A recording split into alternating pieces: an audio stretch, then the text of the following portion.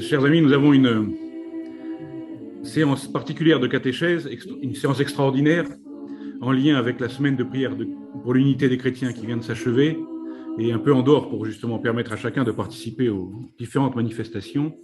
Et donc, nous voulions honorer le centenaire un peu dépassé, mais on va dire à cause de l'épidémie de Covid, nous n'avons pas pu faire en temps et en heure, de l'encyclique de 1920 du patriarcat de Constantinople appelant à une réunion des chrétiens. Et donc, nous avons aujourd'hui deux intervenants. Le premier, le père Yannick Provost, que vous connaissez tous, prêtre de notre vicariat, qui est recteur de paroisse de Quimper et de Rennes et autres lieux découverts à marée basse, et qui a travaillé au début des années 2000 au Conseil œcuménique des Églises, et je ne sais pas si c'est suite à ça, mais en tout cas a fait un travail à l'EPHE, aussi un travail de recherche, justement sur cette encyclique et sur l'un des auteurs, ou l'auteur principal, il nous le dira, Monseigneur Germanos de Thyatire. Voilà. Et le deuxième invité, le père Luc Forestier, donc, qui est prêtre catholique, prêtre de l'Oratoire, qui est un théologien qui a soutenu une thèse en théologie sur l'ecclésiologie là, il y a quelques années déjà, que je n'ose pas compter parce que le temps passe vite, et qui a été directeur de l'Institut supérieur d'études écuméniques à l'Institut catholique de Paris, donc qui est un institut qui rassemble et l'Institut catholique, la faculté de théologie de l'Institut catholique, la faculté protestante de théologie et l'Institut Saint-Serge. Et donc, il a présidé cet institut pendant un certain temps. Et donc, voilà, a découvert, je dirais, ce que c'était l'œcuménisme en acte et tous les jours. Et donc, voilà, va nous partager. C'est lui qui m'a sensibilisé d'ailleurs à ce centenaire il y a quelque temps en disant, voilà, il y a vraiment un texte extraordinaire. Et donc, voilà, la question, c'est de savoir, les orthodoxes ont été peut-être un peu précurseurs, en tout cas en 1920, en lançant ce texte-là, nous rappeler cette histoire et voir un peu ce qu'il en est aujourd'hui. Donc maintenant, je passe la parole au père Yannick, et puis après, le père Luc interviendra et on aura un temps de questions, bien sûr, comme nous avons d'habitude.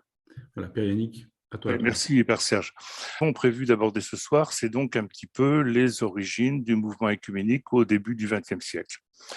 Alors, ce qu'on peut dire, on ne va pas refaire bien sûr l'histoire de l'Église, ce qu'on peut dire, c'est que, en fait, au début du XXe siècle, on a deux courants principaux, mais quand même très clairs, qui se manifestent autour de la question de l'unité des Églises et des Églises chrétiennes. On a des courants qui viennent essentiellement d'Europe de l'Ouest et d'Amérique du Nord, et ces deux courants sont finalement les mouvements d'étudiants et de jeunes qui sont appelés et qui appellent à l'évangélisation du monde de cette génération, pour reprendre l'expression de l'époque, et également les différents mouvements d'étudiants. Et puis, nous avons un petit peu tout ce qui tourne autour de la mission. Alors, en ce qui concerne les mouvements de jeunesse, c'est important d'en parler maintenant, enfin, encore une fois, très rapidement, puisque l'acteur principal de la participation des orthodoxes au mouvement œcuménique naissant, le métropolite Germain de Thyatire, dont nous allons reparler assez longuement tout à l'heure, a rencontré lors d'un congrès, alors qu'il était jeune archimandrite, il avait une trentaine d'années, il a rencontré en 1911, il a été plutôt le délégué du patriarcat de Constantinople en tant que jeune archimandrite et déjà à l'époque professeur à Chalki. Il a rencontré les jeunes de la Fédération mondiale des étudiants chrétiens lors d'une réunion qui se tenait donc un congrès en 1911 à Istanbul. Et très probablement, cette première rencontre avec des chrétiens d'autres dénominations, parce qu'il faut quand même rappeler qu'au tout début du XXe siècle, rencontrer des chrétiens d'autres familles, c'était pas si évident que ça. Et très probablement, c'est ce congrès de 1911 qui lui a donné un petit peu le souffle et l'énergie pour tout ce travail. Alors, si on prend les choses un petit peu succinctement, on aura l'occasion de revenir un petit peu dans les détails tout à l'heure. Nous avons un premier élément venant du côté orthodoxe, c'est l'encyclique patriarcale et synodale de 1902. L'encyclique patriarcale de 1902, c'est en fait très simplement une réponse du patriarche Joachim III, qui avait été élu au tout début de l'année 1902, une réponse du patriarche Joachim datée du 12 juin 1902, qui est donc en fait une réponse sous forme d'encyclique aux lettres de félicitations qui lui ont été envoyées suite à son élection comme patriarche. Il avait envoyé, comme toujours, une épître irénique aux chefs d'Église, qui lui ont répondu certainement très poliment. Enfin, on a tout ça dans les documents, la documentation, mais on ne va pas y revenir trop ce soir. Et dans ce document, le patriarche, soutenu par le synode, insiste déjà dès 1902 sur la nécessité de resserrer les liens de coopération entre les églises orthodoxes d'abord, mais il aborde aussi les relations entre l'Église catholique romaine et les anciennes églises orientales, ainsi que la question du calendrier. Je vous lis simplement un paragraphe de cette encyclique de 1902, si vous voulez bien. C'est aussi chose agréable à Dieu et conforme à l'Évangile de demander aux très saintes églises autocéphales leur avis sur nos relations présentes et futures avec les deux grands rameaux du christianisme, c'est-à-dire avec l'Église d'Occident et l'Église protestante. On le sait, l'union avec nous dans la foi orthodoxe de ces églises et de tous ceux qui croient dans le Christ est un objet constant de prière et de supplication de notre Église.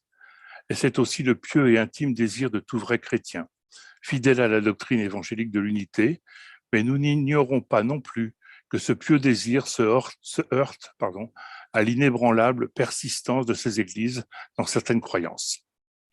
Voilà.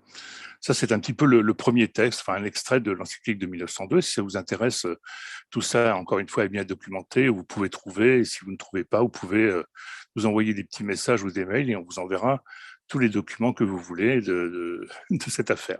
Donc 2 ans plus tard, après la réception des réponses par les églises locales, le patriarche publia une nouvelle encyclique qui est datée du 12 mai 1904.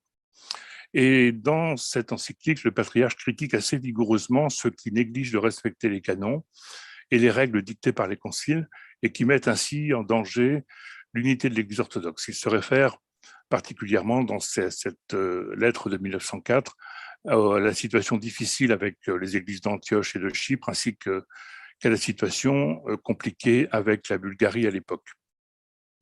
Il y a eu aussi à cette époque, bien sûr, des échanges avec l'Église de Russie.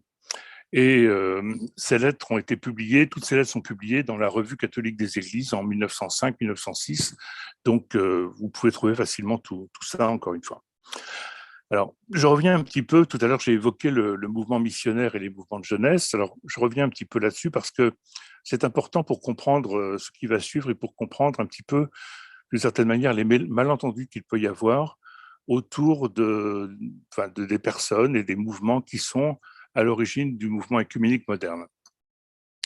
Donc, concernant la mission, évidemment, au XIXe siècle, et puis même déjà un petit peu avant, on a une activité missionnaire relativement importante. Alors là, je vais parler essentiellement des missions protestantes, puisque ce sont eux qui sont les plus actifs dans toute cette période, cette démarche de rencontre. Dans ce mouvement missionnaire, donc, il y a des rivalités confessionnelles entre les églises qui veulent envoyer des groupes pour évangéliser ici ou là. Et la question évidemment qui se pose, c'est est-ce que c'est bien raisonnable d'envoyer des missionnaires en Afrique, en Asie ou ailleurs pour créer ici une communauté luthérienne, là, une communauté anglicane et ailleurs encore une communauté plus proche du monde et de la sensibilité calviniste, ou est-ce qu'il ne faudrait pas unir tous ces efforts pour finalement convertir à la foi chrétienne toutes ces populations, indistinctement de toutes ces questions de dénomination qui continuent à être une forme de scandale. Cette division entre les chrétiens est clairement perçue comme quelque chose d'assez inacceptable par tous ces groupes missionnaires. Donc, il est convenu d'organiser en 1910 une conférence mondiale des missions qui a lieu à Édimbourg et qui avait donc pour vocation de faire travailler ensemble ces églises protestantes, enfin, issues de la Réforme, en fait, au sens large, pour pouvoir avoir un travail missionnaire commun. Donc, les participations à la conférence d'Édimbourg étaient des délégués de sociétés missionnaires, toutes protestantes ou issues de la Réforme, encore une fois, et ça n'était pas des églises. Il faut bien faire cette distinction. Ce sont des sociétés missionnaires et pas les églises qui envoient des délégués à Édimbourg. La plupart de ces délégués viennent bien sûr d'Amérique du Nord et d'Europe. Le reste du monde est peu ou pas représenté. Le monde orthodoxe est bien évidemment complètement absent de cette conférence, d'ailleurs étranger à cette démarche et à cette préoccupation, et personne n'avait songé, semble-t-il, à inviter des délégations orthodoxes à la conférence d'Édimbourg. Bien sûr, il n'y a pas non plus de catholiques romains, puisqu'il s'agit, comme on l'a dit, d'une affaire culturellement tout à fait protestante, liée à la situation particulière de cette époque. Mais malgré ces carences et cette absence d'ouverture, disons-le, la conférence d'Édimbourg est souvent évoquée comme étant le berceau du mouvement œcuménique moderne. Donc cet événement est donc extrêmement important, et parce que, il se situe finalement entre cette première lettre encyclique du patriarcat de Constantinople de 1902 dont nous avons parlé, et puis ça amène évidemment le monde chrétien dans son ensemble à se poser un certain nombre de questions autour de la nécessité et des difficultés qu'il y a à travailler au rapprochement de tous les chrétiens. Mais en même temps, ça apparaît comme une tâche prioritaire. Alors, avant de parler de l'encyclique de 1920 en elle-même, dans le prolongement un petit peu de la conférence d'Édimbourg, je voudrais évoquer deux mouvements, on va dire, qui sont un petit peu directement issus d'Édimbourg, mais qui déjà vont prendre une coloration un peu différente et un peu plus ouverte. Le premier mouvement que j'évoque, c'est Foi et Constitution. Donc, Foi et Constitution, qui est maintenant la partie du Conseil œcuménique des Églises qui s'occupe essentiellement du dialogue théologique. Donc, parmi les missionnaires qui étaient présents à Édimbourg se trouvait en particulier Charles Brent de l'Église épiscopale des États-Unis et qui était à l'époque évêque aux Philippines. Et touché par cette expérience d'Édimbourg, il persuade son Église un peu plus tard d'inviter toutes les communions chrétiennes du monde qui confessent notre Seigneur Jésus-Christ comme Dieu et Sauveur à organiser une réunion sur les questions de doctrine et de discipline ecclésiale qui divisaient les églises et qu'on avait délibérément sans doute évité lors de la conférence d'Édimbourg. Il faudra attendre donc 17 ans pour que cela se concrétise, mais des réunions préparatoires ont lieu dès 1919, donc à peu près au moment de l'encyclique de 1920 dont on va parler, des réunions donc préparatoires à ces conférences. Imaginez quand même que en ce début du XXe siècle, les communications n'étaient pas aussi simples et rapides qu'aujourd'hui. Et puis, il y a eu, bien entendu, là encore, on va en reparler, il y a eu la Première Guerre mondiale et donc un ralentissement entre Édimbourg 1910 et puis la possibilité d'organiser une conférence de Foi et Constitution. Il y a eu donc ces 5 années au moins de guerre. Donc cette première réunion, cette première grande assemblée de Foi et Constitution, donc pour le dialogue théologique, a lieu en août 1927, réunissant à Lausanne, en Suisse, au bord du lac, environ 400 délégués représentant une centaine d'églises. Et c'est donc la première réunion de Foi et Constitution. Et l'un des points inscrits à l'ordre du jour de cette conférence de Lausanne, même si le titre n'est pas très, très avenant, était l'unité de la chrétienté et les relations qu'entretiennent entre elles les églises existantes. Le titre lui-même a posé pas mal de problèmes et de controverses, mais en tout cas, il y avait là beaucoup de délégués, et en particulier une participation et une présence orthodoxe relativement importante.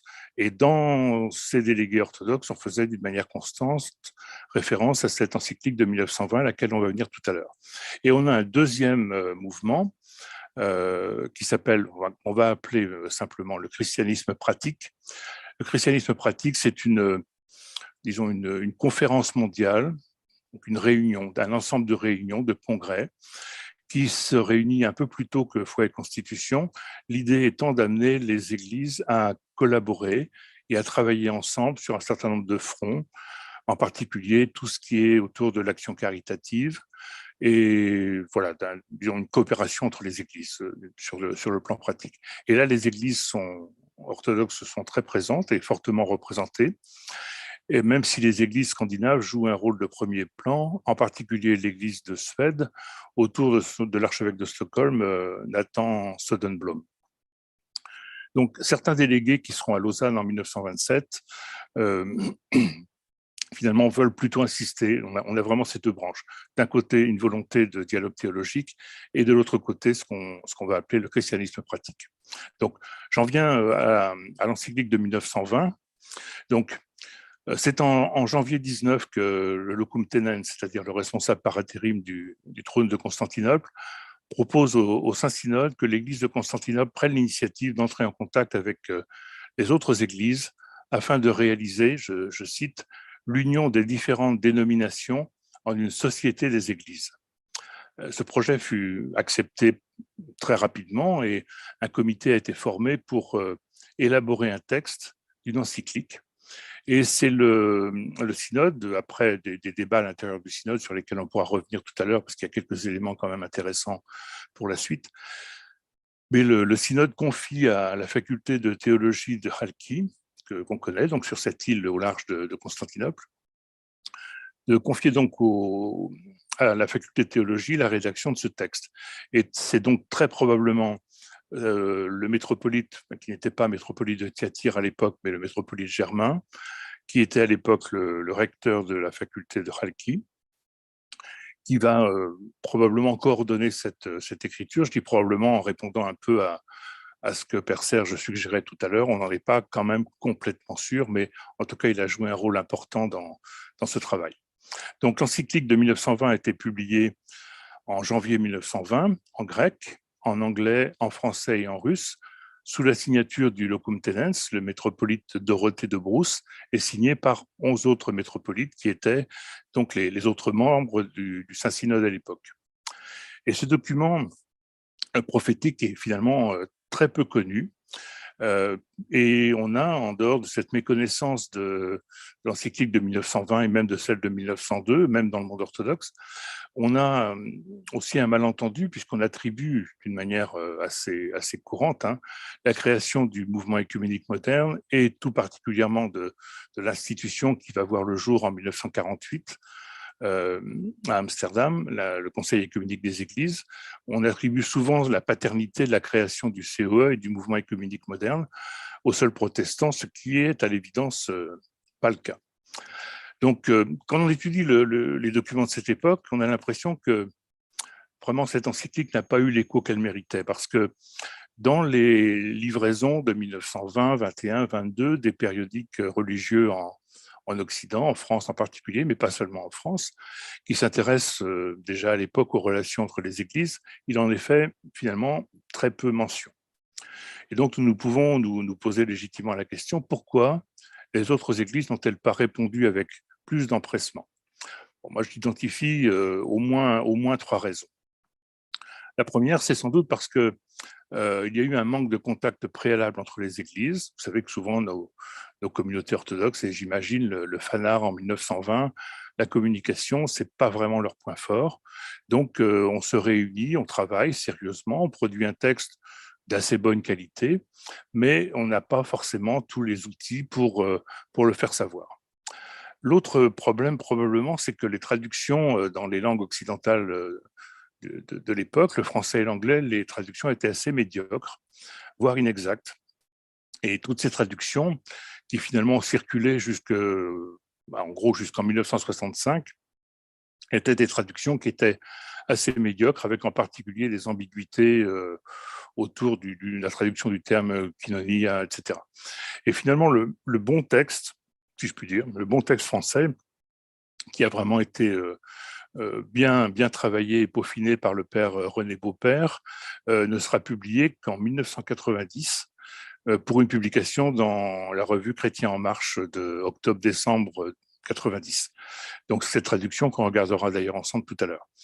Donc, voilà, problème de traduction. Je ne vais pas entrer dans les détails des problèmes de traduction, mais c'est important de le dire quand même.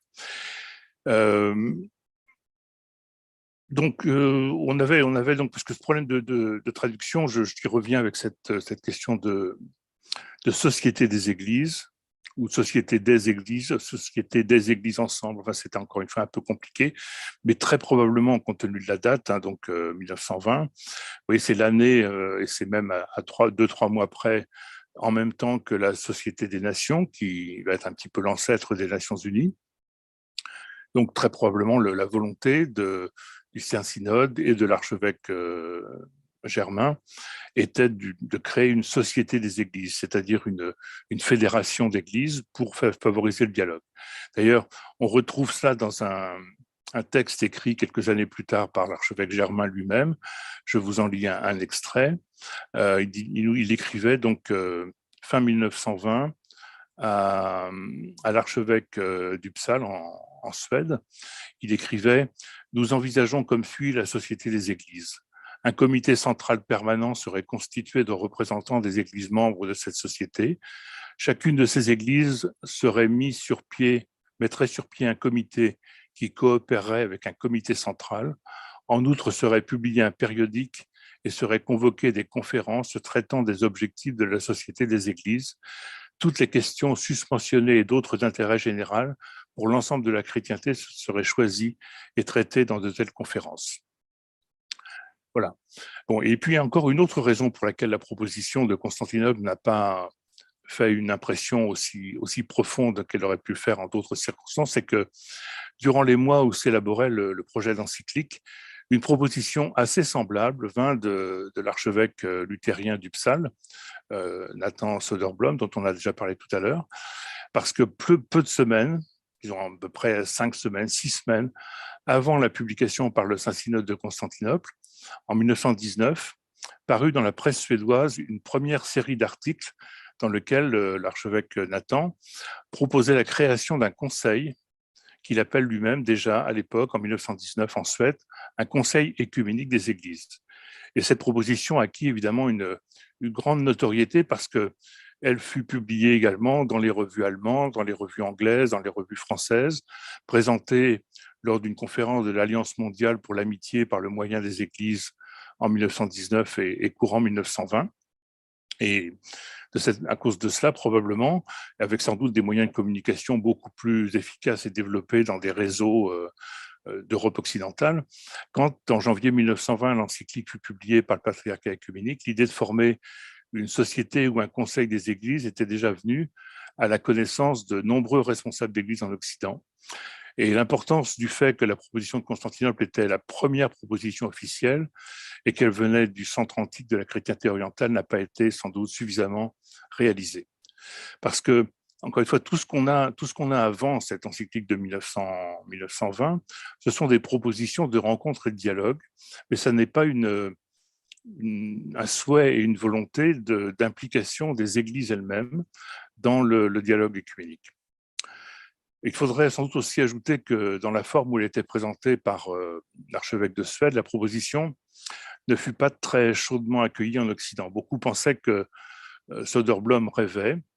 Aussi, lorsque parut l'encyclique de Constantinople, beaucoup de responsables d'église s'étaient déjà formé la conviction que ce type de proposition allait trop loin.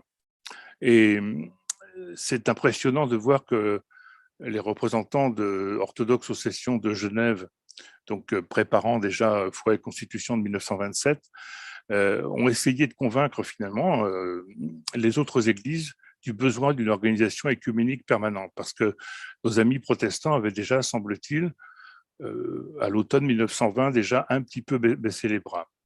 Et on a donc l'impression que les délégués orthodoxes présents à Genève en 1920 avaient de la vision écuménique une vision beaucoup plus claire que les délégués des autres églises qui étaient présents.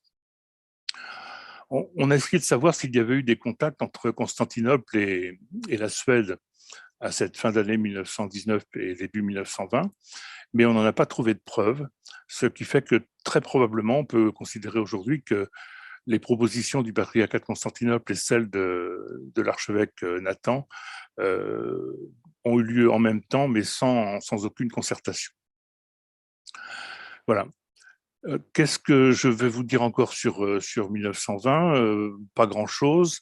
Peut-être qu'il serait intéressant quand même de dire brièvement que l'accueil par les autres églises orthodoxes a par contre été très bon. Il y a dans les semaines qui suivent, les mois qui suivent, il y a un accueil très favorable à Alexandrie, très favorable également à Jérusalem.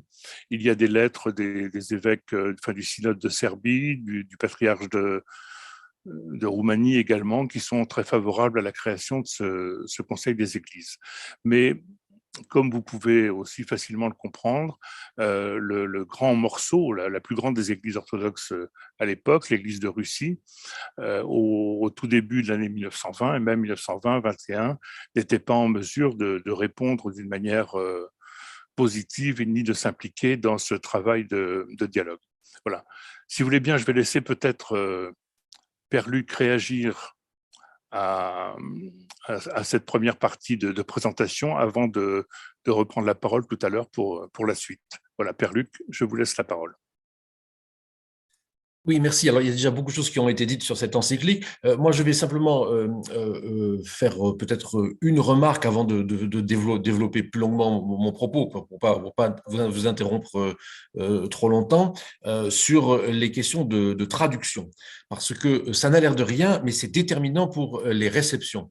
À l'époque, comment est-ce que les informations circulent? Elles circulent par la presse, qui est, au fond, le principal, disons, le seul organe d'information non seulement sur le plan national, mais sur le plan international. Et du coup, ce qu'a dit le Payanic est très important parce que ce sont des traductions problématiques, sans doute pour une part, qui vont circuler et qui peuvent expliquer les réactions extraordinairement négatives du côté catholique, comme je le montrerai tout à l'heure. Donc, je pense que je veux simplement faire cette remarque, d'attirer l'attention sur ce point de la traduction. Comment faut-il traduire ce qui va se dire en français, société des églises, à l'image de ce qu'on disait à l'époque, la société des nations. Et donc, on a en quelque sorte, en français, en tout cas dans les traductions qui ont circulé, moi j'ai un texte de 1921, par exemple, avec une traduction en français qui a été l'une des traductions qui a circulé, mais qui n'était sans doute pas la seule. Eh bien, il y a bien marqué société, société. Et du coup, la traduction de koinonia, du grec koinonia, par le français société, pose de vraies difficultés et peut expliquer, en effet, les réactions extrêmement négatives du côté catholique. Donc ça, je le déploierai tout à l'heure en montrant comment l'encyclique de Pie XI vient répondre et en fermant la porte, très clairement, à l'initiative de 1920. Voilà. Merci. Moi, je veux bien reprendre un petit peu, bon, sans être trop long, parce que je ne veux pas parler tout seul non plus. Hein. Je veux bien reprendre un petit peu, j'étais en train d'évoquer les différentes réactions. Hein. Et donc, on a donc, comme je disais, une réponse qui est très favorable du côté de la plupart des grandes églises orthodoxes de l'époque. Et on a surtout dans le même temps, puisque c'est pour ça que j'ai voulu parler et évoquer tout à l'heure foi et constitution et christianisme pratique, qu'on peut aussi appeler les églises, vie et travail. Enfin, il y a eu différents noms qui ont circulé, c'est un peu quelquefois compliqué de s'y retrouver. Mais ce qui est intéressant, c'est que dans la réaction à l'encyclique de 1920, il y a une volonté affirmée et concrète de la part des églises orthodoxes de s'engager dans le travail de foi et constitution. Et ça, c'est très important, puisque dans les échanges de lettres qui vont avoir lieu en 21, 22, 23, le métropolite Germain répondra toujours en disant merci. Enfin, je résume, hein, mais ça fait partie de mon petit travail de recherche. J'ai traduit toute la correspondance du métropolite Germain, donc je connais un peu les lettres. J'ai ça un peu en tête. Alors, en fait, Germain répond toujours un peu la même chose en disant merci beaucoup pour votre lettre et pour vos encouragements, mais s'il vous plaît, mon cher collègues, évêques, métropolites, etc., envoyer des délégués pour ce travail de consultation théologique dans le cadre de foi et constitution. Et en fait, les réponses ensuite qui viennent, alors à chaque fois 6 mois après, 1 an après, des églises sont très favorables et avec toujours assorties d'une décision d'envoyer des délégués pour foi et constitution. Alors, je prends quelques citations. Hein. Le patriarche d'Antioche, Grégoire, à l'époque, souhaite un travail fructueux, profitable, et persuadé que cette création alors d'une société, d'un conseil contribuera certainement au progrès de chaque église individuellement. Alors, encore une fois, je ne reviens pas sur cette question de dénomination, on va en reparler plus tard. Hein. Ensuite, on a le patriarche Dimitrios de Belgrade à l'époque, qui est également écrit d'une manière très encourageante. On a le patriarche Miron de Bucarest, qui encourage également la création d'un comité d'union, comme il dit, voilà. Et puis, on a également, bien sûr, les réactions de l'archevêque de Suède, Nathan, qui, lui, qualifie carrément l'encyclique d'évangélique, de prophétique, d'apostolique. Il la qualifie d'important document qui revêt une portée particulière compte tenu de la place du patriarcat de Constantinople, non seulement au sein de l'orthodoxie, mais aussi dans la chrétienté tout entière. Et il relève l'importance de l'encyclique qui réside dans son puissant esprit chrétien, le sens pratique, la clarté. Enfin, il ne tarit pas d'éloges sur. Voilà. Donc, on a immédiatement quand même des réactions très, très favorables du côté luthérien et du côté protestant. Mais quand même, souvenons-nous aussi que aussitôt après la diffusion de l'encyclique, le métropolite Germain, qui n'est pas encore de Thyatire, mais de Séleucie à l'époque, soulignait clairement que le patriarche œcuménique avait pris cette initiative parfaitement conscient de la mission dont le Seigneur avait chargé l'Église, et que cette mission était bien la sanctification des fidèles, leur accompagnement vers le salut et vers le salut de tous. Et qu'en dépit de cela, ajoutait-il, bien que ce but transcende la vie terrestre et s'obtienne dans la vie future, cela ne signifiait pas qu'il faille mépriser la vie dans le monde présent. Et c'est pourquoi il fallait redoubler d'efforts pour que ce dialogue, ces échanges, ces créations de réseaux d'amitié soient développés. Donc voilà, je ne vais pas insister trop sur les réactions, on va en parler tout à l'heure. Moi, je vais évoquer un peu aussi la personnalité de ce métropolite.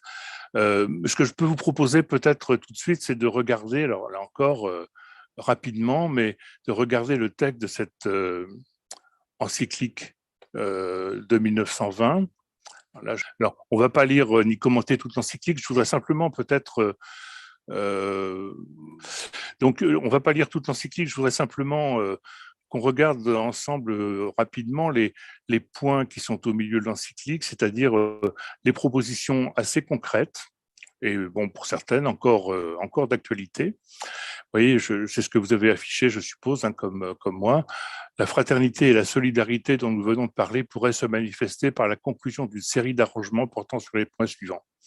Unité de calendrier pour les grandes fêtes chrétiennes, échange de lettres fraternelles, établissement de rapports entre les représentants, résidant dans un même lieu, de différentes églises, relations entre écoles de théologie, entre théologiens, échange de revues, accès des écoles ecclésiastiques et des séminaires à des jeunes gens d'autres confessions, réunions de congrès réguliers, examen des controverses dogmatiques, respect réciproque des rites et usages des différentes églises, autorisation de célébrer des obsèques et de procéder à l'inhumation des chrétiens résidant dans des pays étrangers, dans des cimetières de confessions différentes, ce qui n'était pas du tout évident à l'époque, le règlement de la question des mariages mixtes et l'assistance mutuelle dans différents domaines, voilà, dont la bienfaisance, etc. Donc, vous voyez, il y avait cet ensemble de propositions qui étaient faites dans l'encyclique et qui étaient bon, quelque chose d'assez concret.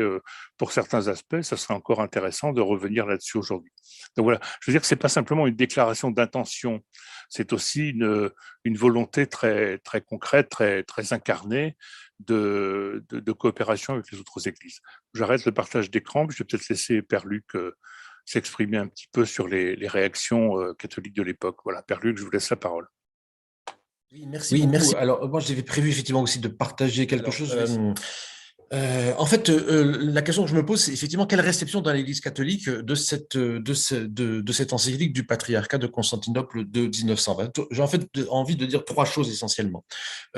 D'abord, le refus de Pie XI. Il faut bien dire que Pie XI, au fond, refuse. Alors, pas explicitement, c'est-à-dire qu'il ne cite pas explicitement l'encyclique de 1920, mais il y a un mot qui va nous servir de lien entre le document Mortalium Animos, je vais revenir dessus, de Pie XI, l'encyclique par laquelle il refuse au fond l'œcuménisme, et puis le texte de 1920 de Constantinople.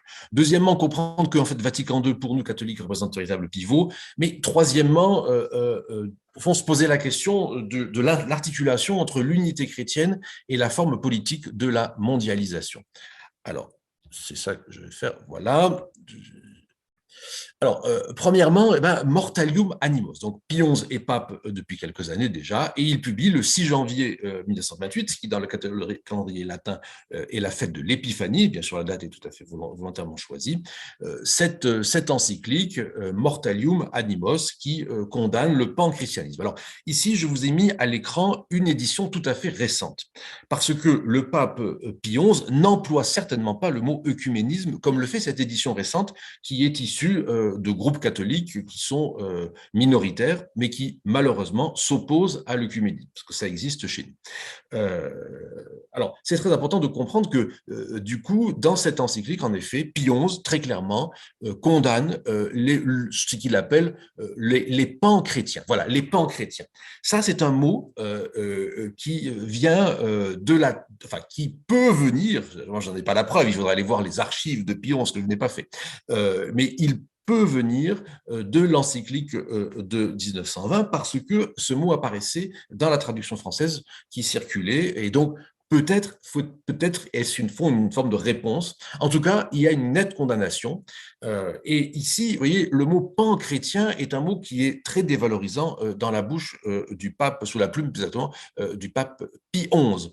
Ils sont au contraire, ils sont au contraire multipliant d'organisations complètes. Ils ont fondé des associations largement répandues que dirigent le plus souvent des non-catholiques. Vous voyez, là, il y a une visée très précise, pas seulement du mouvement, disons, de certaines personnalités qui ont des idées un peu folles d'unité de tous les chrétiens, mais de ceux qui s'organisent et qui organisent des réalités. Donc, en 1928, nous sommes après 1927, c'est-à-dire après ce dont a parlé le Père Yannick tout à l'heure, la réunion de Lausanne.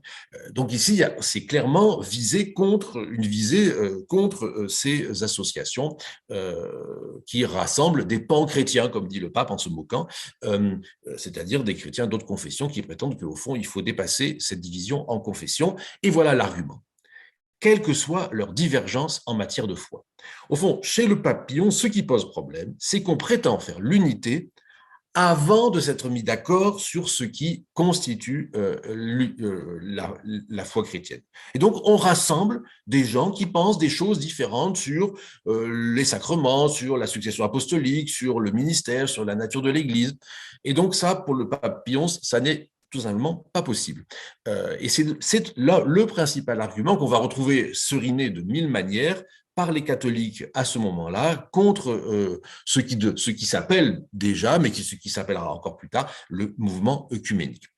Dans ces conditions, la conclusion elle est claire. Hein. Il va de soi que le siège apostolique ne peut d'aucune manière participer à leur congrès et que d'aucune manière les catholiques ne peuvent apporter leur suffrage à de telles entreprises où y collaborer. Voilà. Là, la réponse elle est très claire. En 1928, non, il n'est pas question que des catholiques, l'Église comme telle, mais même des catholiques pris individuellement, vous voyez, la condamnation est totale de ce point de vue-là, pas non seulement l'Église comme telle, mais évidemment des personnalités catholiques puissent participer à de telles entreprises. Il faut savoir que cette interdiction va peser assez lourdement et va donner au fond lieu à des engagements d'autant plus courageux de la part de quelques précurseurs du côté catholique pour le mouvement œcuménique. Et je pense naturellement au père Yves Congar, par exemple, parmi d'autres, hein, mais Yves Congar est un de ceux, un théologien français, mort en 1995, qui a beaucoup travaillé à Vatican II et qui fait partie des précurseurs. Et donc, vraiment en payant de sa personne, il s'est engagé dans la rencontre des autres chrétiens de façon tout à fait spectaculaire. Alors, ici, c'est intéressant parce que ce qui est en cause, c'est donc la division des chrétiens sur des points doctrinaux, mais il y a autre chose. C'est que ils pensent, donc ces pans chrétiens que condamne le pape Pie XI, pensent que l'Église, dans sa nature, est divisée en parties, c'est constitué de très nombreuses églises ou communautés particulières, qui, encore séparées, mais qui, au fond, malgré quelques principes communs de doctrine, diffèrent pour tout le reste. Donc, vous voyez, une compréhension, au fond, fédérale de l'Église. C'est-à-dire qu'il y a donc deux arguments. Le premier argument, c'est de dire on ne croit pas la même chose, il n'y a aucune chance qu'on soit unis. Deuxième élément, ils pensent l'Église sous mode de fédération. Et surtout, il rajoute le pape Pie XI, chaque Église jouit de droits parfaitement identiques. Oui. Le premier argument visait plutôt les protestants, c'est-à-dire ils pensent des choses très variées sur les sacrements, la succession apostolique. Parce qu'on sait très bien que du point de vue orthodoxe, déjà à l'époque, on sait très bien qu'il y a une grande proximité dogmatique. Ça, les catholiques en sont tout à fait conscients dès cette époque-là. Donc, le premier argument vise plutôt le monde protestant. Mais le deuxième argument que vous avez là sous les yeux, chaque église jouit de droits parfaitement identiques, là, vise naturellement l'orthodoxie. Parce qu'on condamne par là le fait que les orthodoxes ne reconnaissent pas la primauté romaine. Autrement dit, du point de vue de Rome, il y a deux problèmes. Il y a une désunion sur des questions doctrinales perçues comme essentielles, premièrement, et deuxièmement, il y a la non-reconnaissance de l'autorité particulière de l'Église de Rome. Et ici, c'est intéressant parce que vous avez au fond, une compréhension de la primauté romaine qui est centrée sur l'Église et pas sur la personne du pape. Vous voyez, on ne dit pas ici l'infaillibilité pontificale. On dit que, au fond, cette idée que toutes les églises sont égales ne correspond pas à la foi catholique, dans laquelle l'Église de Rome, parce que c'est le siège le lieu du martyre de Pierre et de Paul, jouit d'une autorité particulière, et donc le pape, puisque c'est l'évêque de Rome. Alors ça, voilà, c'est très important de mesurer ces deux arguments. Donc on voit bien, si vous voulez, que chez Pie XI, il y a un refus absolument net de participer au mouvement œcuménique, et qu'on peut y voir une réaction à ces deux éléments que présentait le père Yannick tout à l'heure, c'est-à-dire les initiatives nées dans le monde protestant au sens le plus large et qui se développent progressivement depuis Édimbourg jusqu'à Lausanne en 1927, puis qui vont continuer évidemment, et d'autre part la manière dont l'orthodoxie s'avance dans ce mouvement en condamnant, le pape Pie XI condamne l'idée que toutes les églises sont identiques en droit. Et donc, il y a donc des différences entre les églises, c'est ça, au fond, la position telle qu'elle s'affirme. Alors, qu'est-ce qui va se passer? À Vatican II, bien sûr, les choses vont changer. Elles vont changer, et c'est là où c'est un pivot. Alors, c'est un pivot au sens où il y a évidemment des choses qui évoluent, des décisions prises, mais tout ne se joue pas à Vatican II, et les choses vont se jouer dans la réception de Vatican II, à l'intérieur de laquelle nous sommes. Mais peut-être que le père Yannick veut continuer sur un point, ou vous préférez, Père Yannick, que je continue, comme vous voulez. Non, je vous laisse peut-être continuer là-dessus, Père Luc. Moi, je voulais ensuite, deux petites choses. Je voulais revenir un petit peu sur la personnalité du métropolite Germain, parce que c'est quand même un personnage important. Et puis ensuite, on va laisser la parole à nos amis et tenter de répondre aux questions. Très bien, très bien. Merci bien. Alors, non, de toute façon, ce sera rapide, rassurez-vous, parce que sur Vatican II, il y a beaucoup de choses que vous connaissez déjà, mais je veux faire simplement ici présenter un élément qui me semble important, c'est-à-dire la place de Jean XXIII, car c'est Jean XXIII ici qui joue un rôle tout à fait important. Or, Jean XXIII a une expérience orientale parce qu'il a été nonce apostolique, c'est-à-dire représentant personnel du pape auprès des chefs d'État, à la fois en Bulgarie et à Istanbul, comme on dit à l'époque. Et donc, il a une expérience précise de l'Orient et du monde orthodoxe, parce qu'il a dû dénouer des affaires passablement complexes. Par exemple, quand il est en Bulgarie pour le mariage d'un des rois, je crois, de Bulgarie, si je ne me trompe pas. Et donc, il connaît d'expérience les églises orientales dans leur diversité. Et du coup, c'est très important parce que c'est lui qui décide la convocation du Concile Vatican II. Je vous ai mis ici ce qui s'est passé le 25 janvier 1959 à Saint-Paul-hors-les-Murs lors de la clôture de semaine de prière pour l'unité des chrétiens. Donc, c'est tout à fait cohérent avec ce que nous avons vécu il y a quelques jours. Et là, il annonce en effet un concile œcuménique pour l'Église universelle. Alors, c'est très important parce qu'il avance une idée qui apparaît tout à fait neuve à l'époque, le concile. Or, d'où tire-t-il ce concile? D'où tire-t-il cette idée de concile? Il y a plusieurs sources, évidemment, parce que cette idée de concile apparaissait dans le monde catholique comme quelque chose de complètement dépassé. Pourquoi? Parce qu'à Vatican I, on avait décidé l'infaillibilité pontificale. Donc, pour un grand nombre de personnes, au fond, les problèmes qui allaient se poser, parce qu'on sait bien qu'il y a toujours des problèmes nouveaux, seraient résolus par le pape tout seul. Donc l'idée qu'il y ait un nouveau concile et qui n'est pas la clôture du précédent, puisque Vatican I a été interrompu et non pas clos de façon officielle, est une idée qui est tout à fait nouvelle. Lorsque le pape Jean XXIII annonce ceci aux cardinaux dans une petite salle à côté de la grande basilique de Saint-Paul-hors-les-Murs, il y a un cardinal qui dit à l'autre « mais c'est quoi exactement un concile ?» Donc, c'était une idée qui était au fond tout à fait sortie des représentations les plus habituelles du monde catholique. Or, d'où le pape Jean XXIII tire-t-il cette idée du concile, de la vie conciliaire de l'Église, sinon du monde orthodoxe? C'est-à-dire qu'ici, on voit très bien que Jean XXIII, non seulement a l'expérience effective des églises orthodoxe, mais il a surtout compris et reçu la manière dont ces églises sont entrées dans le mouvement œcuménique en se présentant comme l'église des 7 conciles. Les églises des 7 conciles. Alors ça, c'est très important parce que cette structuration de l'église par le fait conciliaire, au fond, est ce que les catholiques redécouvrent dans leur propre tradition grâce aux orthodoxes.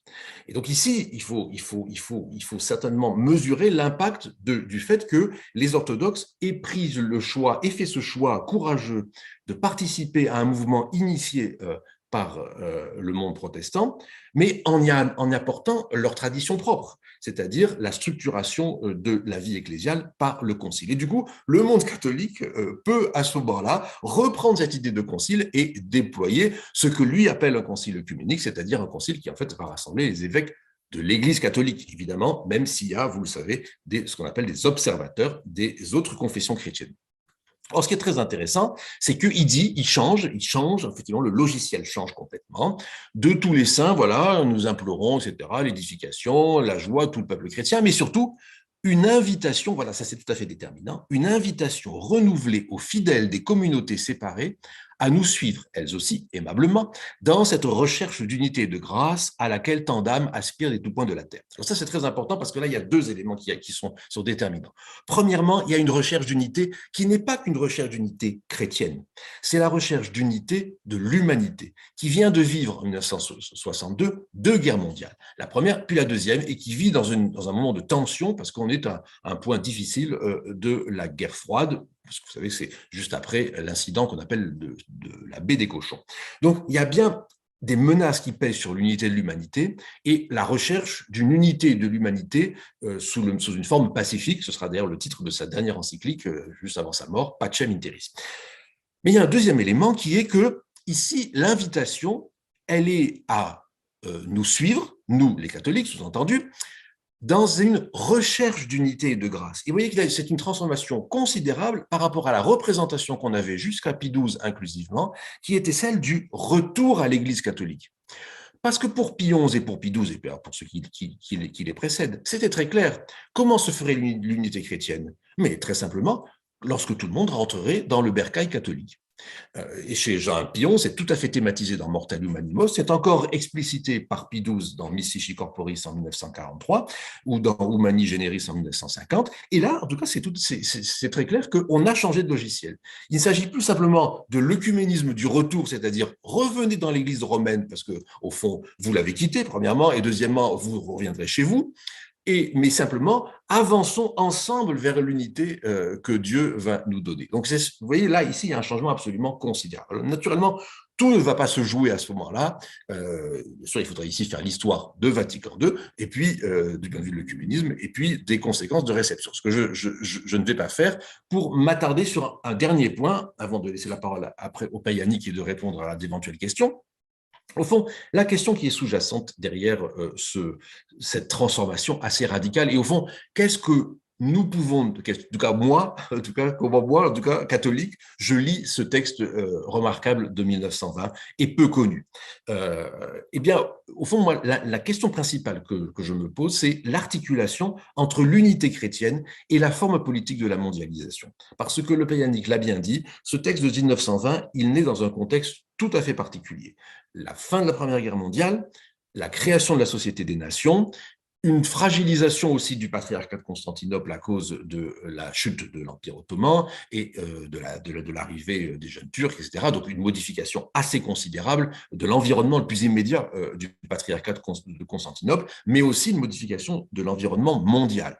Et au fond, la prise de conscience que nous avons traversé une guerre proprement mondiale. On comprend qu'ici, ce n'est pas simplement une guerre entre deux États, comme il y en a eu depuis des siècles et depuis toujours, mais c'est une guerre qui a menacé la Terre comme telle, avec l'emploi d'armes chimiques qui sont apparues comme absolument épouvantables. Ce n'était rien par rapport à ce qui nous attendait quelques années plus tard, avec la Deuxième Guerre mondiale et l'emploi de l'arme atomique, qui là met en péril la planète comme telle. Du coup, la question qu'on peut se poser, c'est quel est le lien entre la manière dont on se représente l'unité chrétienne et puis ces formes politiques, j'aurais dû mettre un pluriel, les formes politiques de la mondialisation, et donc bien sûr la question qui se pose pour nous aujourd'hui dans la crise écologique que nous traversons. Alors, ce qui est très intéressant, c'est qu'en 1920, le texte thématise vraiment l'enracinement dans une question proprement géopolitique. Alors, dans la traduction, donc le père Yannick va peut-être corriger cette traduction, dans la traduction dont je dispose de 1921, on voit très bien ici que si le choix de l'heure actuelle nous a paru devoir contribuer au succès d'une pareille œuvre, donc la réunion, la société, la communion des églises, c'est qu'il ferait coïncider le rapprochement des églises avec la création de la société des nations. Voilà. Bien sûr, la représentation à l'époque, et c'est une nouveauté qui est saluée, qui est considérable, c'est que des nations acceptent de constituer la société des nations. Alors, on sait très bien que l'histoire complexe de la Société des Nations n'empêchera malheureusement pas la Deuxième Guerre mondiale, mais que c'était déjà un pas absolument considérable et une étape déterminante pour ce qui est aujourd'hui l'ONU, même si nous savons très bien que l'ONU a de puissantes limites. Or, ce qui est très intéressant aussi, c'est qu'une fois qu'on a pris conscience de cette matrice politique de la mondialisation, il y a des éléments extrêmement précis. Notre ardent désir d'aboutir à quelques accords préliminaires nous avait suggéré la vision suivante. Nous croyons devoir les soumettre, premièrement, aux églises d'Orient, sœurs de la nôtre. Ça, c'est très clair. Et ici, vous avez une hiérarchie qui s'exprime. Du point de vue du patriarcat de Constantinople, les églises d'Orient sont des églises sœurs. Ce qui, bien sûr, vient contester la représentation catholique, où il y a toutes les églises sœurs, peut-être, mais il y a l'église de Rome qui est l'église mère. Voilà.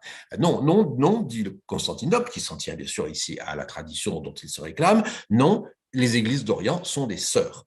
Et non, il n'y a pas de mère, il n'y a que des sœurs.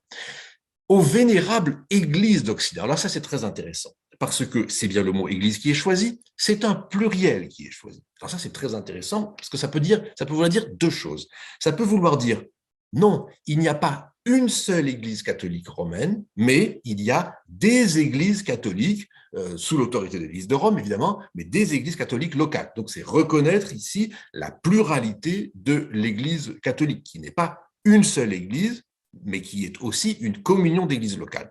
C'est aussi reconnaître une deuxième chose, c'est-à-dire que les églises, ou les communautés ecclésiales, comme nous disons, issues des réformes, pour employer un pluriel, on ne sait jamais très bien comment les désigner, parce que, disons, le protestantisme, pour dire ou les protestantismes, pour dire un pluriel, sont aussi des églises et elles sont vénérables.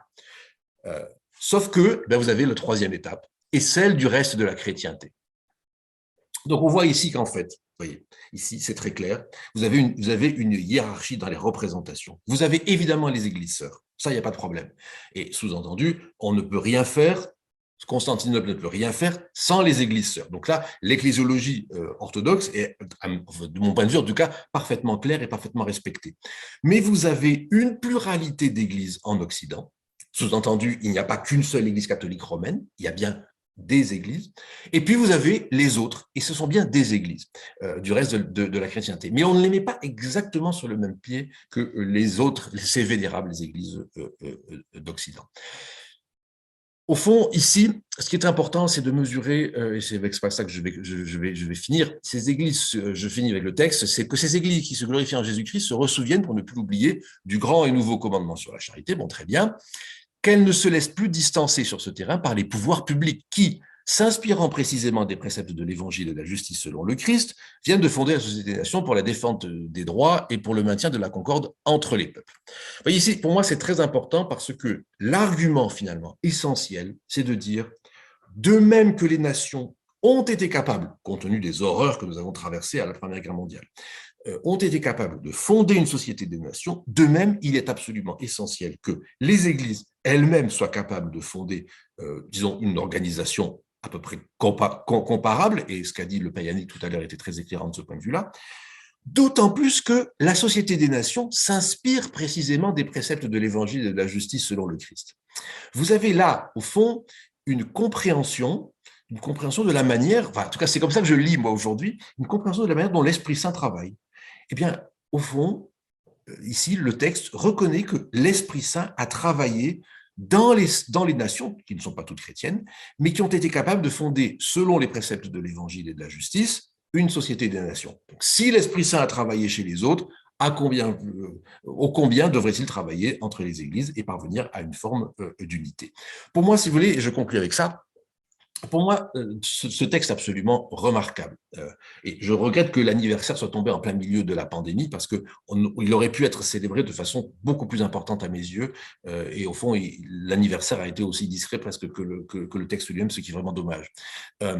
C'est absolument déterminant de comprendre que pour l'Église catholique, il y a eu, de ce point de vue-là, une profonde transformation inachevée par l'entrée dans le mouvement œcuménique, et que cette entrée dans le mouvement œcuménique n'a été possible que parce que l'orthodoxie a, au fond, rejoint ce qui avait été initié par le monde protestant. Et elle a rejoint en étant porteuse de la tradition apostolique et en particulier de la tradition conciliaire. Ce qui nous a permis à nous de dépasser les condamnations de Pion sur ce panchristianisme et au fond d'entrer à notre tour dans une démarche conciliaire, nous permettant de participer à notre tour au mouvement œcuménique.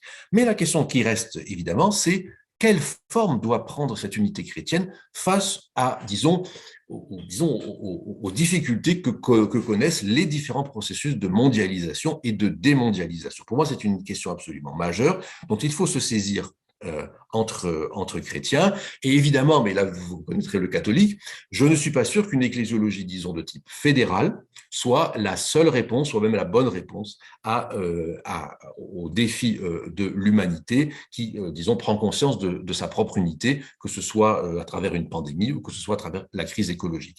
Ici, il me semble important de trouver une forme qui corresponde, au fond, à une mise en œuvre d'une unité chrétienne qui permette de dialoguer avec cette unité de l'humanité qui se fait envers et contre tout. Voilà, je vous remercie vivement et je suis encore une fois très, très content d'avoir participé à cette soirée et j'attends maintenant vos questions après avoir entendu encore une fois le Père Yannick. Merci. Alors peut-être, avant d'entendre le Père Yannick, il y a une question qui est arrivée en même temps que votre conclusion et qui me paraît être tout à fait d'actualité. Dans l'œcuménisme, comment éviter les pièges du prosélytisme, du syncrétisme et de l'uniatisme qui ne sont pas l'unité? Donc c'est peut-être un peu de voir comment… Le Père Yannick peut donner aussi, peut-être pas, sûrement des idées. Oui, on peut répondre, oui. Mais allez-y, Père Luc, et puis je prendrai le relais juste après. D'accord. Alors, simplement, je pense que c'est très important la question est très importante parce que dans le texte de 1920, on voit clairement disons, la question du prosélytisme apparaît dès le début. Et donc, en particulier, ce qui est appelé ici l'uniatisme. Alors, bien sûr, le mot lui-même est difficile, à mon avis, à employer comme tel quel, mais enfin bon, disons, en tout cas, la volonté, disons, unioniste de l'Église catholique dans cette période-là, qui pensait l'unité sous forme de retour à Rome. Donc, je pense que l'expression piège dit bien ici qu'il s'agit en effet de sortir de ce piège-là du prosélytisme, c'est-à-dire de la tentative d'annoncer l'Évangile en faisant pression, que ce soit une pression économique, politique, éducative, tout ce qu'on voudra. Donc ici, en effet, c'est un débat pour chacun et chacune d'entre nous, comment peut-on annoncer l'Évangile en garantissant la pleine liberté de ceux et celles à qui on s'adresse? Donc ça, je pense que c'est tout à fait juste. Ce qui est tout à fait intéressant, c'est que le texte de 1920 est déjà explicite là-dessus. Alors dans l'Église catholique maintenant, je dirais que dans les textes officiels, en tout cas du magistère, on voit très bien, chez le pape François, mais chez ses prédécesseurs aussi, qu'on est sorti d'une compréhension, disons, de l'usage de toute forme de violence, qu'elle soit, disons, explicite ou implicite, pour annoncer l'Évangile. Je dirais que de ce point de vue-là, dans l'Église catholique, la prise de conscience de l'articulation entre, disons, l'annonce, le mouvement missionnaire et puis les phénomènes de colonisation nous aide vivement dans cette distanciation nécessaire, c'est-à-dire sortir du piège du prosélytisme. Oui, alors merci Père Luc. Moi je réponds, enfin c'est la première question, on va quand même y répondre un petit peu, mais vous avez à peu près tout dit. Moi je répondrai d'une manière un tout petit peu différente, tout en étant sans doute sur la même longueur d'onde. Moi je parlerai de mon expérience quelques années au Conseil œcuménique des Églises. En tant qu'orthodoxe au Conseil œcuménique, moi je peux dire que dans mes années, je passais là-bas, je n'ai pas du tout vécu, ni de près ni de loin, dans le quotidien du travail, dans les réunions, dans les temps de prière, dans les conférences, etc., quoi que ce soit qui ressemble ni à du prosélytisme, ni à du syncrétisme, ni à des tentatives d'uniatisme à dessous. Alors évidemment, on sait bien que dans certains débats, il peut y avoir des choses, que le syncrétisme n'est pas toujours complètement absent, mais ça n'est pas du tout comment dirais-je, dans l'éthos du mouvement œcuménique de travailler là-dessus. Moi, je pense au contraire que ce qu'il faut évoquer dans l'expérience du mouvement œcuménique, c'est plutôt l'enrichissement mutuel. Moi, je me souviendrai avec beaucoup d'émotion du départ à la retraite de quelqu'un qui a été pendant 20 ans le responsable de Foi et Constitution au Conseil œcuménique des Églises, qui était un pasteur écossais, un type absolument charmant, qui, au moment du discours de départ, nous a dit quelque chose de tout à fait intéressant en disant « Ma foi n'a pas bougé d'un millimètre.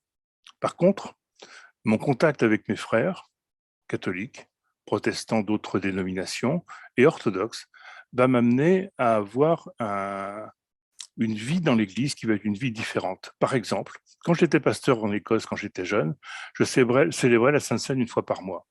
Bien maintenant que j'ai fréquenté mes amis catholiques, je la pratiquerai au moins tous les dimanches et probablement plusieurs fois par semaine parce que l'Eucharistie sera au centre de ma vie.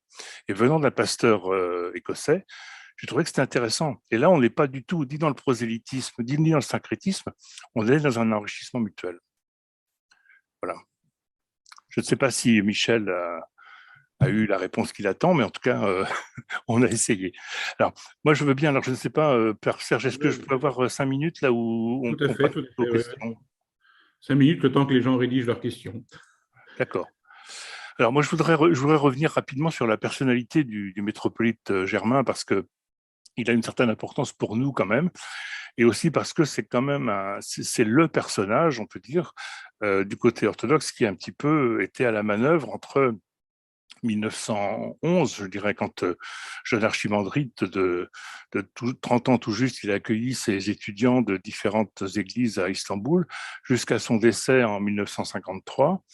Il y a un peu plus de 40 ans d'investissement dans le dialogue et les rencontres. Alors, je voudrais passer un peu brièvement sa vie en revue. C'est un jeune homme qui naît en Thrace orientale en 1872, qui rentre à 17-18 ans à l'école de théologie de Khalkhin, qui devient rapidement diacre, prêtre, et qui, après son ordination, est envoyé pour faire des études en Europe, ce qui est déjà pour l'époque quelque chose d'un peu exceptionnel. Et donc, il va suivre des cours dans les universités de Leipzig, de Strasbourg et de Lausanne. C'est aussi pour ça qu'il était tout à fait francophone. Et il obtiendra en Allemagne un doctorat de philosophie en 1903. Ensuite, il rentre à Istanbul, où il devient très rapidement professeur à Khalki. Vous savez, Khalki, c'était cette école de théologie en face d'Istanbul, sur une petite île qui est toujours fermée depuis 1971, mais qui avait été créée, fondée par le patriarche Germain en 1844. Donc, le jeune archimandrite est à Khalki, il enseigne différentes choses, la dogmatique, le Nouveau Testament, la catéchèse. Il écrit d'ailleurs un certain nombre de catéchismes pour enfants, assez remarquables, d'après ce que j'ai pu voir. Et en 1912, il est élu et consacré métropolite de Séleucie à tout juste 40 ans.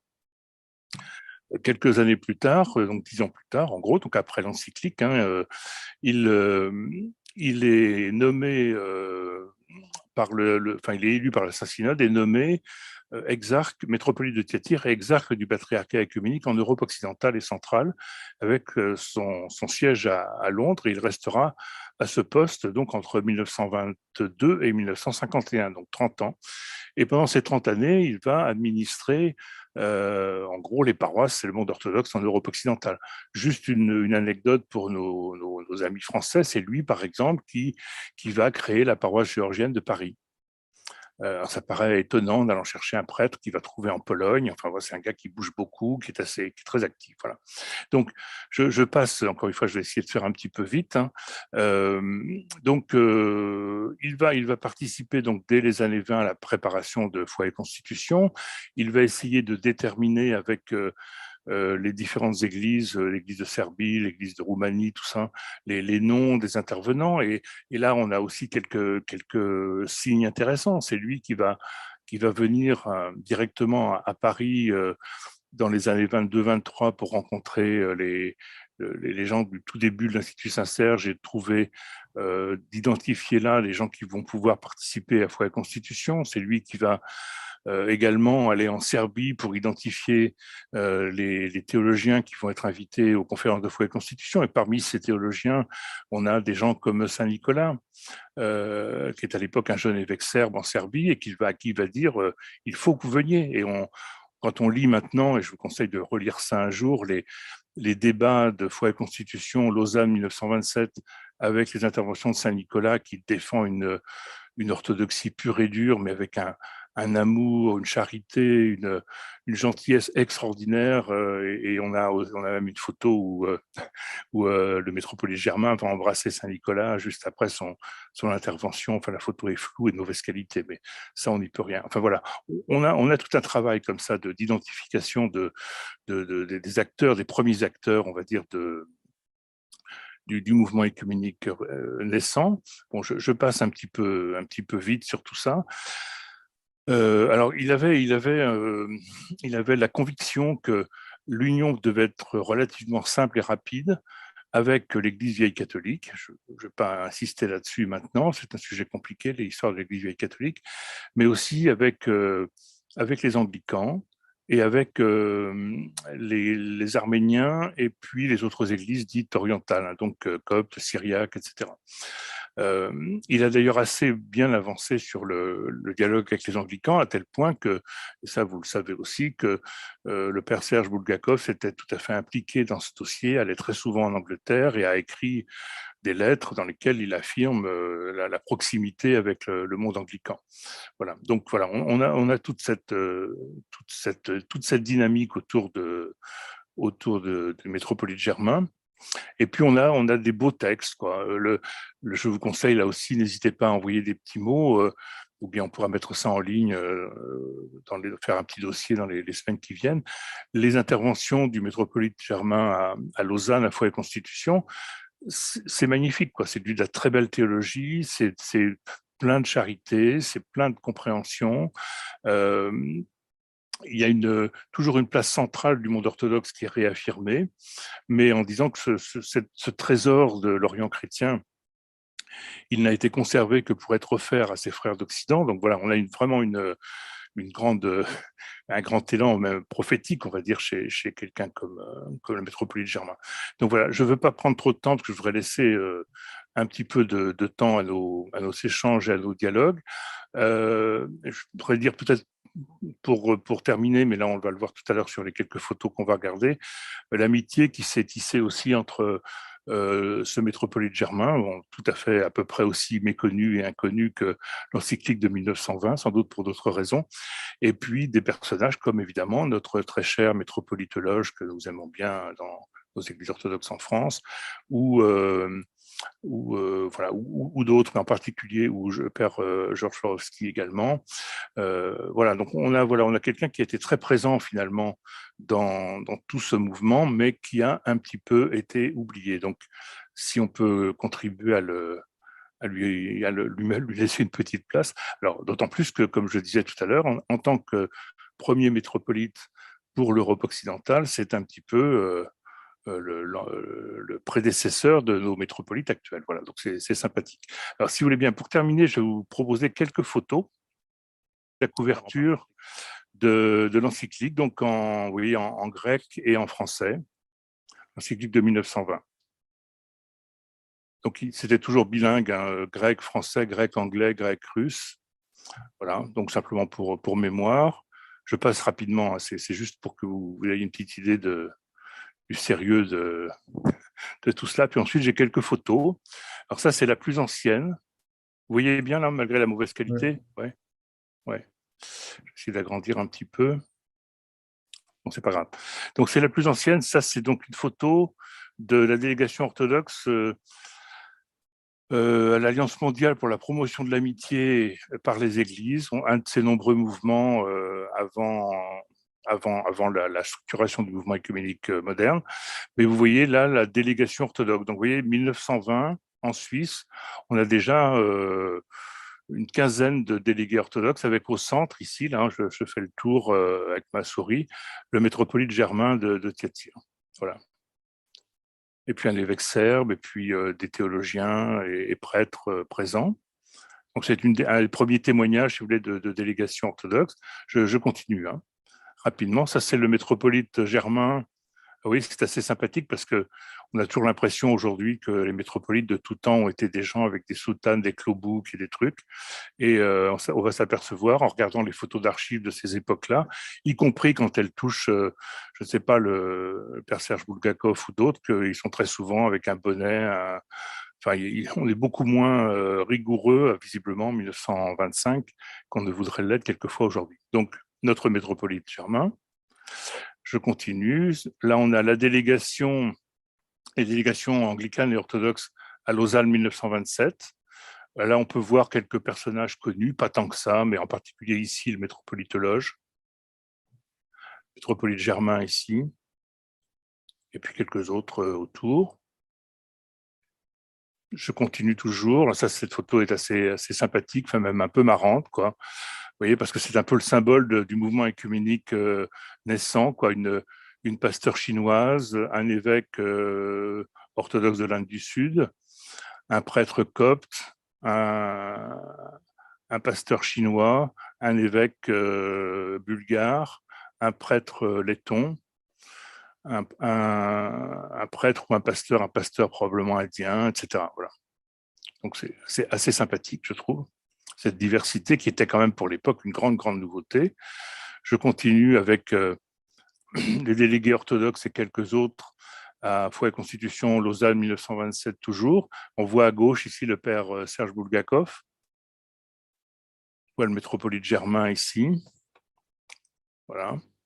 Je continue avec ici toujours une réunion à Athènes en 1930, donc juste après Foi et Constitution Lausanne 1927, en particulier avec le métropolitologe ici, et des délégués orthodoxes d'un petit peu partout. Le métropolitologe en 1927 à Lausanne. Le père Serge Bulgakov, 1927 à Lausanne, et l'archimandrite Cassien, qui est devenu l'évêque Cassien ensuite, toujours 1927 à Lausanne. Je continue un peu vite. Donc, Édimbourg, 1937, Foi et Constitution, délégués orthodoxes, anglicans, luthériens, le métropolite Germain au centre en Mandia. Je continue, je fais vite, mais c'est toujours... Là, on a aussi une photo sympathique d'une rencontre entre l'évêque loge, à gauche, alors pas notre loge, un autre loge, un prêtre, le père Luc, un prêtre copte, le métropolite Germain est derrière, et ici, on a un pasteur chinois. Malheureusement, tout ça, c'est malheureusement sans présence catholique romaine, mais on est trop tôt, 1937, père Luc nous a rappelé ça tout à l'heure. Là, une photo sympathique aussi, avec le métropolite Germain, l'archevêque d'York, et le président de l'Église d'Écosse ici. Un petit côté, chacun avec son costume, en bonne coopération. Et puis, on va terminer avec deux, trois photos sympathiques. Une photo on a évoqué au début de notre intervention les mouvements de jeunesse, et là on a pas mal de photos aussi dans les archives, un jour du COE si ça vous intéresse, pas mal de photos des mouvements de jeunesse qui participent à tous les rassemblements œcuméniques dans les années 20-30. Donc là on est en 39 à Amsterdam, juste avant le début de la guerre. Alors là on a un personnage... Monseigneur Georges Roder. Donc Monseigneur Georges Roder mais je t'ai montré déjà, toi tu triches, à Amsterdam en 1939, donc délégué de l'église d'Antioche, jeune laïc syro-libanais, et qui est devenu maintenant, qui était métropolite du Mont-Liban et qui est maintenant retraité. Voilà. Et enfin, pour terminer, une photo de la grande amitié entre l'évêque Germain et le père Georges Florovski à Genève, ici en 1950, donc peu de temps avant le décès de Monseigneur Germain, et derrière les bâtiments du Conseil œcuménique en construction. Voilà pour les archives photos. Pour l'instant, c'est tout. On en aura d'autres le moment venu. Voilà. Merci à tous et à toutes. Donc, on vous attend pour les questions, soit par écrit, soit en direct. Voilà. Voilà, merci beaucoup à tous les deux. Quand vous avez fait découvrir un texte effectivement peu connu, que je pense que peu d'entre nous le connaissaient, mais qui montre aussi l'influence que ça peut avoir. Que je dirais, pense que dans notre mouvement œcuménique, il y a des petits pas et des petites pierres qui sont posées et qui peuvent avoir de grandes conséquences. Et donc, je crois que c'est encourageant. Voilà, notre rôle de ce soir peut-être va aussi mettre en route certains pour aller vers ce mouvement. Et quand je regarde les questions, voilà, la première question qui nous arrive, n'est-il pas surprenant d'avoir en première proposition la question du calendrier? Donc, c'est dans quelques propositions concrètes de l'encyclique de 1920. Moi, Alors, ça ne m'étonne pas, tu c'est peux répondre toujours un comme ça. problème, en tout cas. C'est pourquoi le calendrier est arrivé là, parce que en 1920, c'était quand même un grand débat au sein des églises orthodoxes, et les décisions d'adopter ou pas le nouveau calendrier. Enfin, on ne va pas ouvrir le débat du calendrier maintenant, mais ont été prises dans ces années-là. Certaines églises orthodoxes adoptant le nouveau calendrier, d'autres pas. Mais c'était vraiment au cœur des discussions dans ces années 20, quoi. Donc c'est pour cette raison, c'est pas parce que c'est la question la plus importante. Je pense que c'était une question d'actualité à l'époque. Mais tu veux ajouter quelque chose, Père Serge, non? Moi, si je peux dire juste quelque chose qui me paraît très important dans ce choix, parce que je pense, merci beaucoup de cette question, parce que moi, je lis ça, alors un peu autrement, en voyant au fond l'aspect proprement structurel de la liturgie et structurant de la liturgie. C'est-à-dire, en effet, mettre en premier la question du calendrier, c'est montrer que si, le jour où on sera capable de célébrer Pâques ensemble, parce qu'en fait, c'est ça qui est en jeu, évidemment, on aura fait un pas majeur vers l'unité chrétienne, parce qu'on célébrera la résurrection le même jour, même si c'est pas déjà par le même repas eucharistique, au moins le même jour. Et donc moi je pense que là il y a un rappel, et c'est très utile pour nous catholiques qui avons toujours tendance à mettre en premier les questions doctrinales, il y a un rappel du caractère proprement structurant de la liturgie. Et donc moi je trouve que c'est très intéressant de voir ça, parce que effectivement c'est surprenant, mais c'est très intéressant et très pertinent, me semble-t-il. Oui. Alors, Père-Luc, sans vouloir vous contredire, parce qu'on ne va pas commencer à se contredire, mais en 1920, la question n'était pas essentiellement la question pascale. C'était entre calendrier julien et grégorien, Oui. Pour toute l'année liturgique, puisque en 1920, on avait quand même encore une large majorité du monde orthodoxe qui fonctionnait à l'ancien calendrier. Et quand on voit justement les correspondances, le métropolite Germain insiste sur le fait qu'il faudrait peut-être que les choses se fassent en deux temps. Dans un premier temps, on règle la question julien-grégorien sur le calendrier de toute l'année, si vous voulez, le fait, voilà. Et puis, dans la foulée, on règle la question de Pâques avec les catholiques romains. Oui, mais ça n'enlève pas ma remarque non, sur non, le ça n'enlève pas caractère du tout patriciel de la liturgie. votre remarque. Mais dans les correspondances, encore une fois, il est plus question du calendrier ordinaire, si je puis dire, que de la célébration commune de Pâques. Mais d'ailleurs, cette question de calendrier ordinaire est aussi une question de rapport avec la société civile. Ah oui, absolument. Et au fond, revient aussi à la même question sur le rapport avec, disons, l'organisation politique de l'humanité. De la même manière, faut-il ou non s'adapter ou pas au calendrier civil? C'est une question toujours d'actualité d'ailleurs, à mon avis. Absolument, absolument, on est d'accord. Allez, d'autres questions?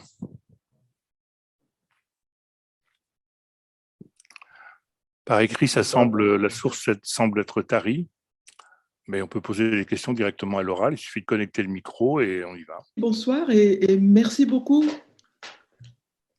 Merci beaucoup pour cet échange très intéressant sur un texte absolument visionnaire, pionnier dans la matière. On est un peu attristé de voir qu'un siècle après, ce document reste finalement, je dirais pas lettre morte, mais qu'il est plus courageux que beaucoup de nos déclarations d'aujourd'hui. Et en particulier, je suis frappée par l'argument, disons, politique, où l'on prend, donc dans l'encyclique de 1920, exemple sur le monde profane, donc sur cette réalité politique. Tu regardes la fille au bracelet, c'est bien. Et on dit, mais ne nous laissons plus distancer en tant qu'Église par les progrès disons, du progrès vers l'unité politique. Alors qu'il me semble qu'en domaine catholique romain et un peu fondamentaliste protestant, on a tendance à dire que le mystère de l'Église ne permet pas du tout qu'on se compare à la démocratie, que le pluralisme, ce n'est pas un idéal. Et donc, on creuse finalement les clivages, à la différence de ce que fait le protestantisme libéral, peut-être. Merci. Vous voulez répondre? Non, non, simplement pour souligner l'importance de ce que vient de dire la pasteure Anne-Marie Reinen, et en particulier sur la lecture positive d'un événement politique. Je pense que c'est très important de le dire. Dans le monde catholique, bien plus tard, un Jean 23 et puis plus tard Vatican II appellera ça les signes des temps, c'est-à-dire discerner. Donc on reprend ce vocabulaire d'origine biblique, mais enfin on le transforme un peu quand même, hein, parce que c'est pas un signe eschatologique du royaume. On le transforme en comprenant, en discernant ce qui est dans l'humanité ou bien un progrès ou bien un défi à l'annonce de l'évangile. Et c'est tout à fait ce que disait Anne-Marie à l'instant, c'est-à-dire c'est perçu comme un progrès et une aide pour les églises. Oui, tout en rappelant, comme vous l'avez dit tout à l'heure, Père Luc, que l'Esprit Saint, il souffle où il veut, quand il veut, y compris sur les pouvoirs publics et sur nos politiques, quoi. Pour dire les choses comme ça. Et qu'il ne faut pas exclure l'action de l'Esprit Saint, même quand ça nous paraît, à nous, bons chrétiens, ou enfin, en tout cas qui prétendons l'être, ou ça nous paraît, nous, quelquefois improbable, mais non, rien n'est improbable pour l'Esprit Saint. Beaucoup parce que je ne savais pas que effectivement les orthodoxes avaient été au départ. S'ils ont été au départ, j'en suis très touchée et j'ai appris plein de choses. Enfin, ils ont beaucoup contribué. Ils ont beaucoup contribué. Ils ont beaucoup contribué. Oui. Parce que parfois j'ai l'impression que, en tout cas, il va falloir rester dans cette ligne parce qu'on regarde beaucoup en arrière et l'œcuménisme en ce moment c'est pas facile, surtout quand on est militant. Je suis responsable à l'ACAT France. Et c'est vrai que ensemble, on vit des choses. Il y a une très belle histoire de raconter ce soir qui m'ont vraiment beaucoup touchée, que j'ai vécu, travailler ensemble, regarder en arrière, certes, pour prendre racine, pour voir que, enfin, nos anciens avaient des idées extraordinaires, mais regarder aussi en avant, parce que quand on milite dans une association œcuménique et qu'on est orthodoxe, c'est pas toujours évident. Et donc là, j'ai pris des notes pour pouvoir parler sciemment avec mes amis. Mais il y a encore des questions douloureuses, comme celle de l'hospitalité eucharistique qui ne passe pas du tout actuellement à notre époque. C'est des questions extrêmement difficiles et douloureuses. Donc j'aimerais bien que, ayant pris note de tout ce que nous avons comme appui et ouvrant les yeux sur ces magnifiques initiatives, on continue et qu'on aille un peu plus vite parce que je dois dire que quand on le vit au quotidien dans une association, c'est pas facile, hein, c'est un peu douloureux et on a souvent l'impression que les orthodoxes, on est là pour toujours mettre des attention, non, des points, non mais on pourra pas, non mais voilà, je voudrais qu'on retrouve cette belle dynamique du début. Je vous remercie de nous l'avoir montré ce soir et que l'Esprit Saint souffle parce que il faut regarder aujourd'hui et demain maintenant. Voilà ce que je voulais dire. Peut-être avant que vous répondiez, parce que j'ai l'impression que ça va dans le même sens aussi, une question qui est arrivée par écrit. Est-ce que les jeunes et les mouvements de jeunesse sont toujours motivés pour œuvrer à l'unité de nos jours? Je crois que ça... Il y a du travail à faire. Oui. Yannick, tu veux? Non, merci Brigitte. Et puis évidemment, regardons vers l'avenir et essayons de nous montrer attentifs aux signes qu'on a évoqués tout à l'heure, parce que moi, je reste persuadé que ces signes-là, ils nous sont toujours adressés, et c'est nous qui sommes souvent trop coincés, et trop, comment dire, pour les voir et pour être capables de les interpréter, de les intégrer dans notre vie de l'Église. Voilà. Mais j'ai confiance, quoi. Hein. Et toi aussi, je pense. Père Luc, vous vouliez dire quelque chose? Oui, juste pour souligner l'importance de ce que vient de dire Brigitte Villanova, parce qu'on voit très bien qu'on ne peut pas dissocier ce qui a été fait au début du mouvement œcuménique, l'engagement pour la justice, c'est le cas de ce que fait l'ACAT évidemment, et la vie chrétienne dans ce cas le plus intime, c'est-à-dire la liturgie eucharistique. Et j'ai beaucoup aimé que Brigitte Villanova fasse le lien entre les deux, parce que évidemment c'est ça qui est en jeu, c'est bien sûr s'engager pour la justice dans le monde, ça va de soi, et je pense qu'on peut largement rassembler bien au-delà des frontières du christianisme, mais dans notre cas, c'est aussi lié à la célébration de l'Eucharistie. Il y a un théologien catholique qui s'appelle William Cavanaugh qui a beaucoup montré le lien entre torture et Eucharistie. Voilà, c'est le titre de son livre d'ailleurs, lui qui avait fait à l'époque, qui avait quand même marqué Torture et Eucharistie, parce qu'il montre comment l'Eucharistie reconstitue les corps que la torture a désarticulés, détruits en réalité. Et donc, il y a un lien très puissant entre la célébration de l'Eucharistie et l'engagement de la justice. Et je remercie beaucoup Brigitte de Villanova de l'avoir rappelé.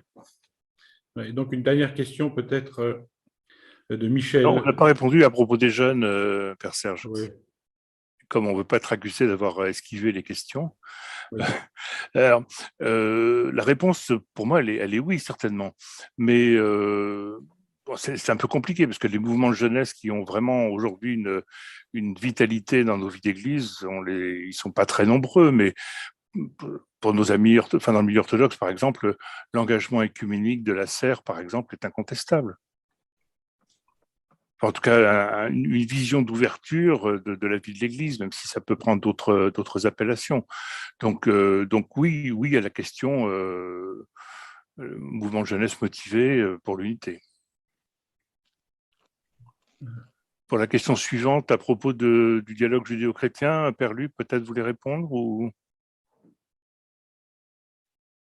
Alors, simplement pour dire que j'envoie à nos amis là qui ont envoyé la question mon adresse électronique personnelle parce que la pasteure Anne-Marie Reinen et moi-même, nous sommes dans un laboratoire œcuménique sur cette question-là. Donc, ceux que ça peut intéresser, je vais l'envoyer à tout le monde du coup, parce que ceux qui ça peut intéresser, on peut largement prolonger l'échange au-delà parce qu'on a déjà dépassé le temps qui nous était imparti. Mais il y a un lien très puissant, on peut le dire, et Anne-Marie pourra compléter, parce qu'elle est très engagée sur ce sujet aussi, un lien très puissant entre la manière dont nous nous rapportons, pas seulement à nos racines, parce que le judaïsme, c'est pas que derrière nous, c'est aussi aujourd'hui, et la façon dont on se situe entre chrétiens. Oui, ça c'est vrai. Donc voilà, du coup j'envoie le... Merci. Merci. Michel. Oui, moi, brève. Ce n'était pas une question, c'était juste vous remercier, surtout pour le partage des photos. Ça m'a beaucoup ému de voir Monseigneur Eloge, qu'évidemment je n'ai pas connu, mais qui tient une place très importante. Voilà, de le voir entouré avec des pasteurs chinois, des anglicans, des luthériens, ça m'a beaucoup ému. Moi, j'en étais resté justement à Assise dans les années 80, à l'invitation de Jean-Paul II. Et bien du coup, non, il n'y a pas que Assise, il y avait un passé très riche. Et donc, voilà. Merci beaucoup pour tout ce partage. Merci à tous alors pour cette belle soirée. Merci à nos deux intervenants qui nous ont permis de découvrir. Je crois que ça, voilà, les réactions qui arrivent sur le fil montrent bien l'intérêt pour cette question et donc, je dirais, de l'espérance aussi pour l'unité des chrétiens pour que ça puisse avancer et pour qu'on puisse se préparer. Moi, je dis surtout, c'est l'œuvre du Seigneur. Donc, le Seigneur nous fera ce cadeau quand il le jugera utile et donc soyons prêts à le recevoir. Et donc, je vous rappelle que merci à tous, bonne soirée et j'espère à bientôt.